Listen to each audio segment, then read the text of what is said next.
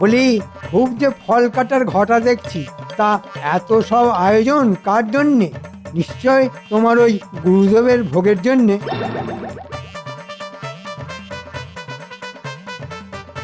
ছি ছি, এমন করে বলতে আছে নাকি? গুরু হলেন স্বয়ং ব্রহ্ম। ব্রহ্ম না ছাই, যেদিন থেকে আমার সংসারে পা রেখেছেন সেদিন থেকে ব্রহ্মা মানে আগুন হয়ে আমার সোনার সংসারটাকে জ্বালিয়ে পুড়িয়ে একেবারে খাক করে দিচ্ছে। এই শোনো, শাস্ত্রে বলে মন দিয়ে গুরু সেবা করলে না, গুরুর আশীর্বাদে মানুষ রাজা উজির হয়ে যায়। রাজা উচিত হবো কিনা জানি না, তবে এমন চলতে থাকলে কদিনেই যে ফকির হয়ে যাব সেটা আমি বেশ বুঝতে পারছি। তাই যেমন করেই হোক গুরুদেবকে ভাগাও, না হলে আমি একদিন ওকে রাস্তার পথটা দেখিয়ে দেব, এই বলে দিলাম। হ্যাঁ,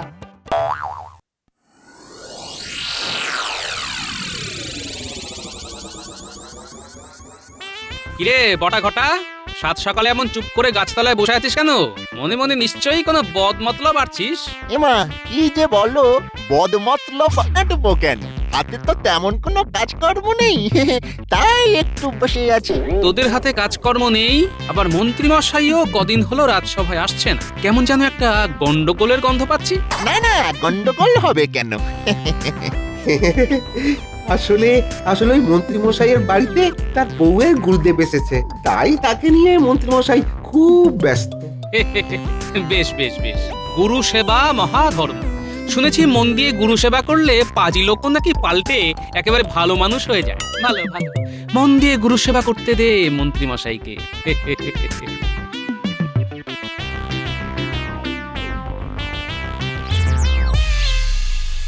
মা, আজ আমি চলে যাব। চলে যাবেন মানে? এই তো গতকাল বললেন যে আর কটা দিন থাকবেন। হ্যাঁ বলেছিলাম বটে, তবে আমি ভেবে দেখলাম আমি গৃহত্যাগী সন্ন্যাসী, বেশি দিন সংসারের মধ্যে থেকে কেমন মায়ায় আবদ্ধ হয়ে পড়েছি। নিজের কানে যা শুনলাম তাতে আর বেশি দিন থাকলে তোর স্বামীর কাছে হয়তো ঘাত ধাক্কা খেতে হবে। না রে মা, একবার যখন মনস্থির করে ফেলেছি তখন আমায় যেতে দে। মনস্থির যখন করেছেন তখন আপনাকে আটকাবার ক্ষমতা আমার নেই গুরুদেব। তবে যাওয়ার আগে আশীর্বাদ করে যান, যাতে আমার স্বামীর ধর্মে মতি হয়। হবে রে মা, হবে। ঈশ্বরের আশীর্বাদে সব ঠিক হয়ে যাবে। আবার কি করছিস মা? এই আঁচলে করে আপনার একটু পায়ের ধুলো মুড়ে নিলাম বাবা। আমার স্বামী এলে তার মাথায় ছুঁয়ে দেব। এটা রাখ, তবে খরচ করে নষ্ট করিস না। লক্ষ্মীর ঝাঁপিতে রেখে দিবি, দিনে দিনে তোর সংসারে শ্রীবৃদ্ধি ঘটবে।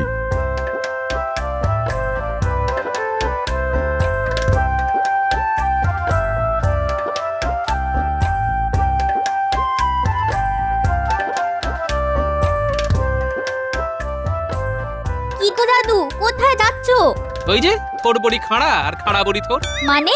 এ মা, বুঝতে পারলি না? রাজসভায়। ঠিক ধরেছিস। দাদু, রাজসভা থেকে ফিরে এসে আজ কিন্তু তোমাকে একটা গল্প শোনাতে হবে। আচ্ছা আচ্ছা, শোনাবো শোনাবো, এখন যেতে দে দেখি, না হলে আবার রাজসভায় যেতে দেরি হয়ে যাবে।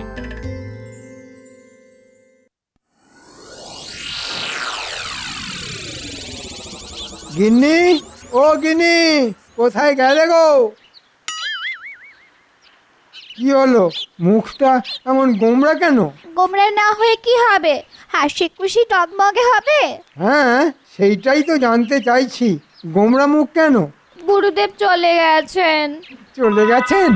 হ্যাঁ, যাওয়ার সময় তিনি আমাকে একটা মোহর দিয়ে বলে গেছেন, ওই দিনে দিনে ওই মোহরই আমাদের সংসারের শ্রীবৃদ্ধি ঘটাবে। এই নাও, মাথাটা একটু নিচু করো তো দেখি। কেন মাথা নিচু করতে যাব কেন? গুরুদেবের পায়ের ধুলো আঁচলে বেঁধে রেখেছি, মাথায় ছোঁয়ালে তোমার ভালো হবে। আর যদি মাদুলি করে চরণ ধুলি গলায় ঝুলিয়ে রাখতে পারো, তাহলে মহারাজ আর গোপালের লাথি ঝাঁঝা না খেয়ে মাথা উঁচু করে বেঁচে থাকতে পারবে। আহা আহা গিন্নি, কি কথাই শোনালে তুমি। সোনার মোহর, চরণধুলি, মাদুলি, পেয়েছি পেয়েছি। আহা, এই তিনের দৌলতে আমি দুদিনেই রাজা উজির বনে যাব। আমি রাজসভায় যাচ্ছে গিন্নি। চলে গেল। আচ্ছা, কি ব্যাপার বলো তো? কদিন হলো মন্ত্রীর দেখা নেই। সে কি, আপনি জানেন না মন্ত্রীমশাইয়ের বাড়ি ওনার স্ত্রীর গুরুদেব এসেছেন, আর তাই নিয়ে তিনি ব্যতিব্যস্ত। না মহারাজ, আমার গিন্নির গুরুদেব আজই চলে গেছেন। তাই সবকিছু ফেলে একটা কথা বলার জন্যে ছুটে এলাম এই রাজপ্রাসাদে। কি কথা মন্ত্রী? মহারাজ, নিজেকে আজ বড় ছোট মনে হচ্ছে। কেন কেন কেন?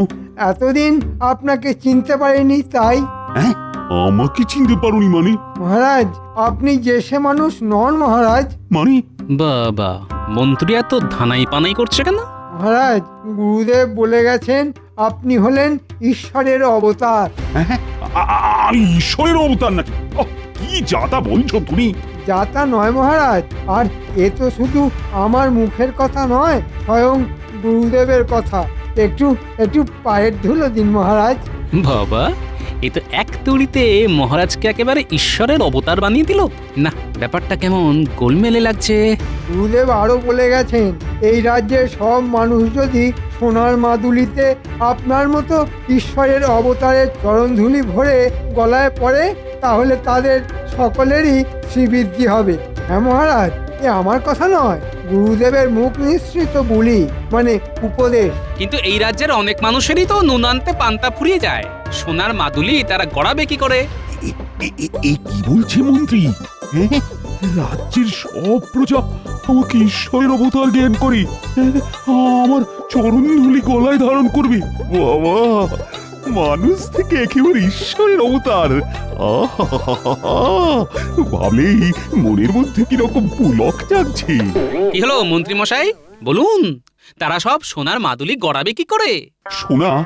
আচ্ছা, মাদুলি গড়াবার জন্য সোনার মোহর যদি আমি দিই? এই তো আমার রাজা বাবু কেমন সুসুর করে হাঁড়ি কাঠের দিকে গলা বাড়িয়ে দিচ্ছে। আপনি দেবেন মহারাজ? আহা, এই না হলে ঈশ্বরের অবতার। ঈশ্বরের মতো মনের মধ্যে কত দয়া। মন্ত্রী, আমার সঙ্গে এসো, এসো।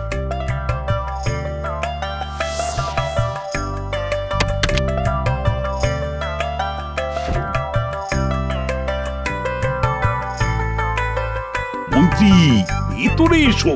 আসছি মহারাজ। এই নাও মোহরের থলি। 50টা মতো আছে।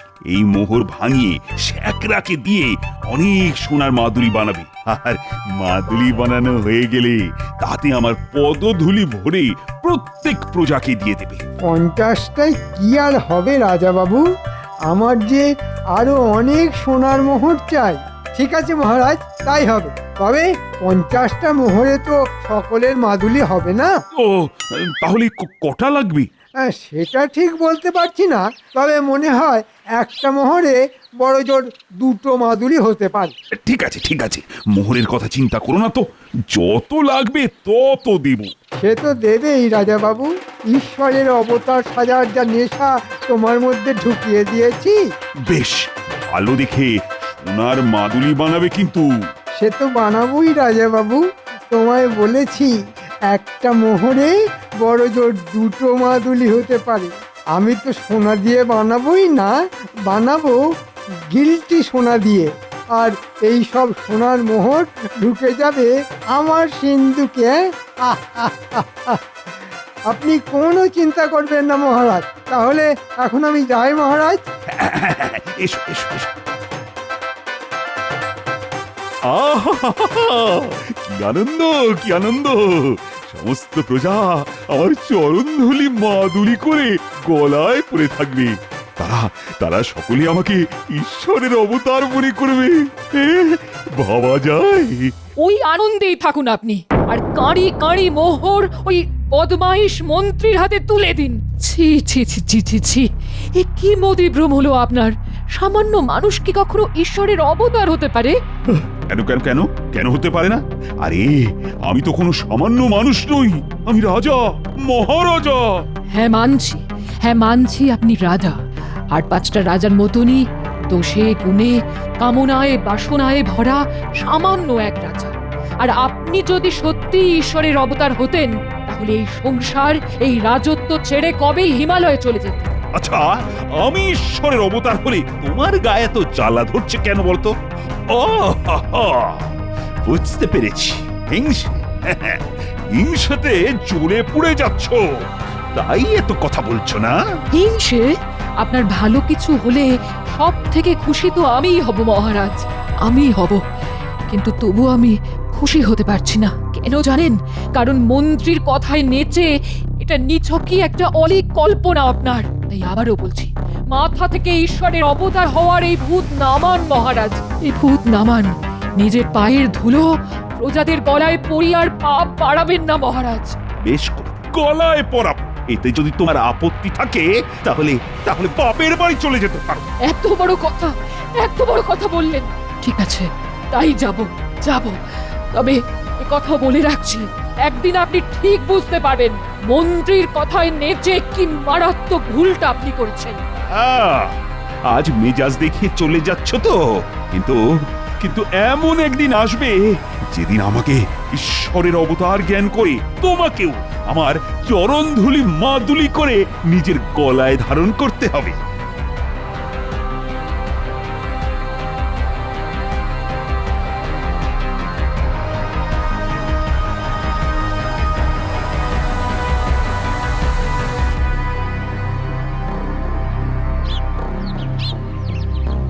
হ্যাঁ রে গুলটে, এখানে নিয়ে এলি কেন? মন্ত্রীমশাইয়ের বাগানে না অনেক ফুল ফুটেছে, চল কিছু ফুল তুলে নিয়ে যাই। সর্বনাশ, মন্ত্রী মশাই আসছে। এখন কি করব? সামনে দিয়ে যেতে হলে তো হাজার প্রশ্ন করবে। তাহলে চল মন্ত্রীমশাইয়ের বাড়ির পেছনে গিয়ে লুকোই।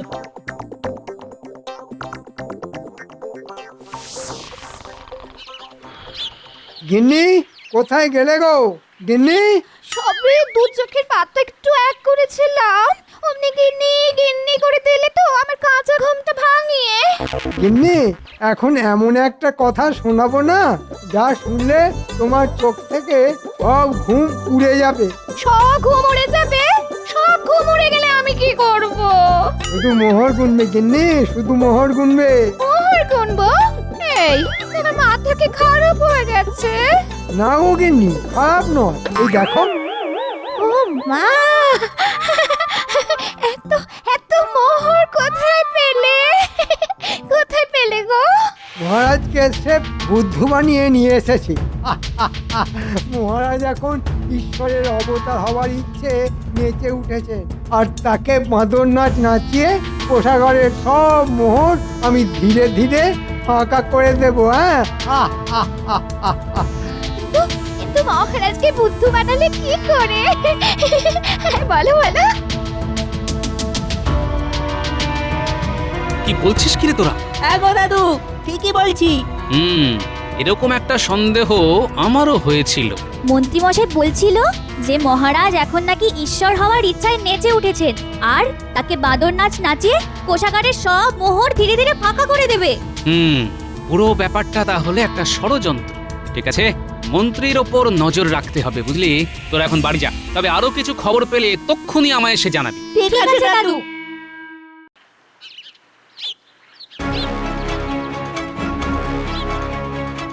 আরে মন্ত্রীমশাই, আপনি? কি সৌভাগ্য আমার। বলুন বলুন, কি প্রয়োজন? শোনো, দুদিনের মধ্যে তোমাকে নিদেন পক্ষে বড় দেখে 100টার উপর মাদুলি তৈরি করে দিতে হবে। দুদিনের মধ্যে 100টার উপর মাদুলি? হ্যাঁ, 100টার উপর মাদুলি। আর শুধু মাদুলি করে দিলেই চলবে না, প্রত্যেকটা মাদুলি হবে সোনার জল করা। এমন নিখুঁতভাবে সোনার জল করতে হবে যাতে খালি চোখে দেখলে মাদুলিগুলোকে আসল সোনার বলেই মনে হয়। খুবই কঠিন কাজ। তাই তো তোমার কাছে আসা। আচ্ছা আচ্ছা, চেষ্টা করব। না, চেষ্টা করব বললে হবে না, করে তোমায় দিতেই হবে। আর এই নাও, তোমার কাজের পারিশ্রমিক হিসেবে একটা সোনার মোহর রাখো। আমি চললাম। ও বাবা, ভেবেছিলাম ষড়যন্ত্র, কিন্তু এখন বুঝতে পারছি গভীর ষড়যন্ত্র। ঠিক আছে ষড়যন্ত্রী মশাই, ঠিক সময় মতো হাটে তোমার হাঁড়ি আমি ভাঙবই। তাহলে ব্যাপারটা এই দাঁড়াচ্ছে যে মহারাজকে ঈশ্বরের অবতার বানাবার ভড়ং করে মহারাজের সিন্দুক থেকে সব মোহর হাতিয়ে নেবার মতলব। আমি থাকতে যে সেটাই আর হচ্ছে না মন্ত্রী মশাই। কান ধরে সব মোহর তোমায় মহারাজের পায়ে ফিরিয়ে দিতে হবে। গোপাল দাদা, তোমার কাছে আসছিলাম। আমার কাছে? হ্যাঁ, রানীমা তোমায় ডেকে পাঠিয়েছেন, বললেন খুব জরুরি। তাহলে চলো রানীমার সঙ্গে দেখা করেই আসি, চলো। কিছু একটা করো গোপাল, কিছু একটা করো, কিছু একটা করে মহারাজকে এই ঈশ্বরের অবতার সাজার পাগলামি থেকে বাঁচাও। সে তো বাঁচাবোই রানীমা, আর তার অনেকটা কাজ আমি গুছিয়েও ফেলেছি। কিরকম? সেটা না হয় সময় এলেই দেখতে পাবেন। আমি তাহলে এখন যাই রানীমা। আচ্ছা এসো, তবে আমি কিন্তু তোমার ভরসাতেই রইলাম গোপাল। কোনো চিন্তা করবেন না, মনে রাখবেন আমি থাকতে মহারাজকে কেউ ভুল পথে চালাতে পারবে না।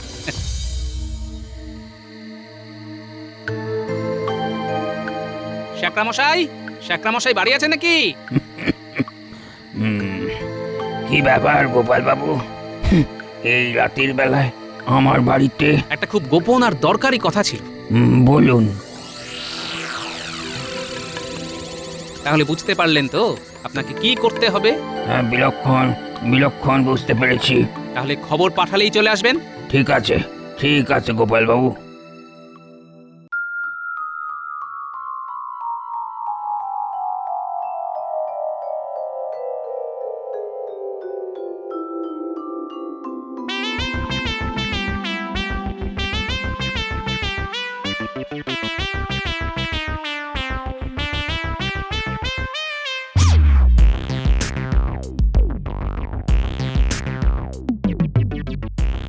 ভেতরে আসবো মহারাজ?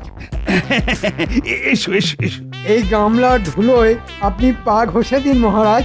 মাদুলিতে ভরে এই ধুলো আমি 100টা প্রজাকে দিয়ে দেব। তারা মাদুলি গলায় পরে আপনার সামনে এসে দাঁড়াবে। তাই নাকি? কিন্তু কিন্তু বাকি প্রজারা? সকলেই পড়বে মহারাজ, তবে ও, আরো মোহর লাগবে তো? ঠিক আছে দিচ্ছি। এই নাও, এতে আরো 100 মোহর আছে। জয় ঈশ্বরের অবতারের জয়। জয় জয় মহারাজের জয়, জয় জয় মহারাজের জয়, জয় জয় মহারাজের জয়। দূর বেটারা, কি সব উল্টো পাল্টা বলছিস? বল ঈশ্বরের অবতারের জয়, জয় ঈশ্বরের অবতারের জয়। মহারাজের জয় হোক। অর্বাচীনের মতো মহারাজের জয় হোক বলে গলা ফাটিও না গোপাল, বরং ঈশ্বরের অবতারের জয় বলে গলা ফাটাও, তাতে তোমার ভালো হবে। তাই নাকি? কিন্তু মন্ত্রীমশাই, সবকিছু যাচাই না করে আমি তো গলা ফাটাই না। কি যাচাই করবে? মহারাজের ঈশ্বরত্ব? মোটেই না। আমি যাচাই করব এই সব মানুষগুলো গলায় যে সোনার মাদুলি পড়ে আছে সেইগুলো। মানে? শ্যাকরামশাই, আপনার কোষ্ঠী পাথরটা নিয়ে এদিকে আসুন তো। গোপাল আবার এই পুরো স্যাগরাটাকে নিয়ে এলো কেন? সর্বনাশ! তাহলে কি কিছু সন্দেহ করেছে?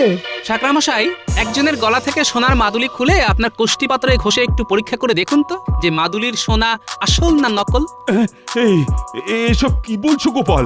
মাদুলির সোনা নকল হতে যাবে কেন? অধৈর্য হবেন না মহারাজ, একটু পরেই সব কিছু প্রমাণ হয়ে যাবে। এই না হলে গোপাল।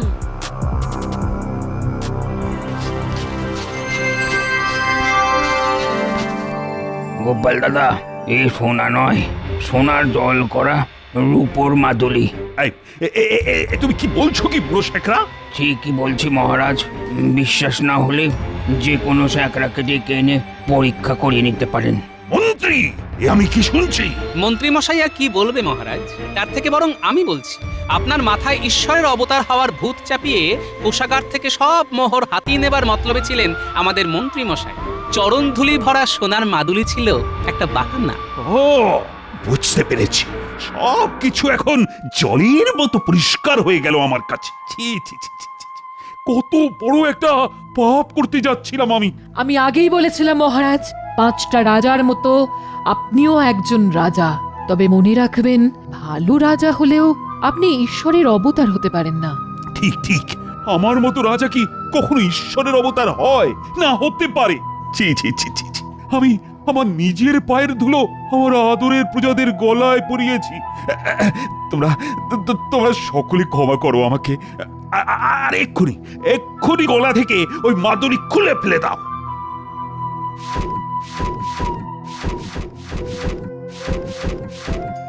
এই ফাঁকে কেটে পড়ি বাবা। আই আই আই, সেনাপতি সেনাপতি, মন্ত্রী পালাচ্ছে। ধরো ধরো, ওকে ধরো। ভুল হয়ে গেছে মহারাজ, আমায় ক্ষমা করে দিন। ক্ষমা করে দিন? হ্যাঁ, তোমার মতো এক চোরকে ক্ষমা করব? কখনোই না। আমার কাছ থেকে হ্যাঁ হ্যাঁ হ্যাঁ, মোট 150টা মোহর নিয়েছো তুমি, আর তাই সকলের সামনে কান ধরে 150 বার উঠবোস করবে। ওরে বাবা, আমি রুগ্ন মানুষ, 150 বার উঠবোস করলে আমার হাঁটু যে খুলে যাবে। আমি যে অক্কা পাবো মহারাজ, আমি যে অক্কা পাবো। আরে অক্কা পাবেন কেন? ওঠবস করতে করতে শুধু সেই মন্ত্রটা বলবেন। কোন মন্ত্রটা গোপাল ভাই? ওই যে মাদুলি, মুখের বুলি আর চরণধুলি। এটাও তুমি জেনে গেছো?